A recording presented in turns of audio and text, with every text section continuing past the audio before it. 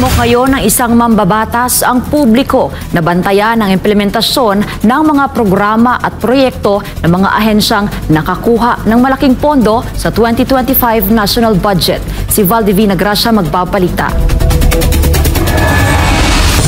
Nitong December 30, 2024 ay nilagdaan na nga ni Pangulong Bongbong Marcos Jr. ang 6.326 trillion pesos na national budget para sa 2025. Sa initial na budget, nasa 6.352 trillion pesos ang ipinanukala, ngunit binawasan ito ng 194 billion pesos dahil sa mga item na hindi consistent sa priority programs ng administrasyon. Kung maalala, una na ngang hinimok ang Pangulong Marcos na i-veto ang ilan sa mga nilalaman ng national budget gaya ng AKAP na posible umanong magamit sa papalapit na eleksyon. Dahil nga ganap na itong batas, sinabi ni Senator Ronald Bato de la Rosa, ang tanging magagawa na lamang anya ng mga Pilipino ang bantayan ang implementasyon ng naturang budget. Kung yan ay pirmado na, yan ay ganap na batas na, sana ang pagbabantayan natin ngayon, ating mga kababayan, yung implementasyon ng budget na yan. Na sana vigilant tayong lahat na hindi mapunta sa bulsa ng mga taong gusto makinabang sa budget na yan. Sa unang pagkakataon, para din ma-justify ng Kongreso ang ginawa nilang pagtaas sa budget ng Department of Education, ay isinama na lang dito ang pondo na para sa Philippine Military Academy o PMA at sa Philippine National Police Academy or PNPA.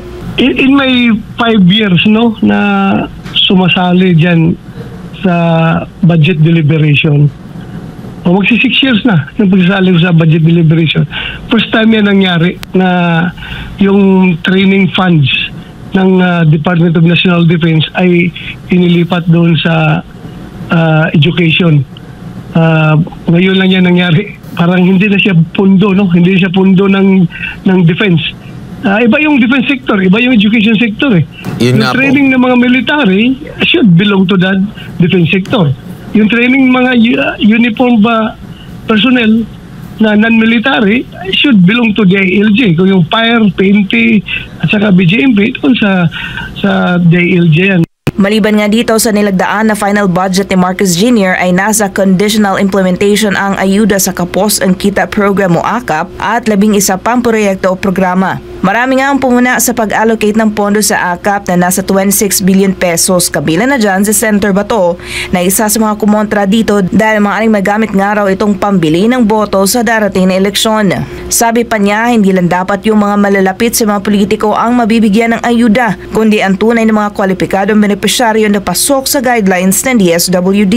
Nagpaalala din ang senador sa mamamayang Pilipino na tumulong sa pagbabantay sa pamamahagi ng ayuda. So yan ang bantayan natin mga kababayan, bantayan natin kapag kayo karapat-dapat na makatanggap, tapos sa tingin ninyo ay nakakatanggap lang ay yung mga malakas doon sa politiko, sa congressman o sa mayor na binigyan ng congressman ng pondo na yan, ay mag-ingay kayo kasi gawin natin tama ang dapat na tama yung gawin nating gobyerno. Para sa Diyos at sa Pilipinas kung mahal, ako si Val Divina Gracia.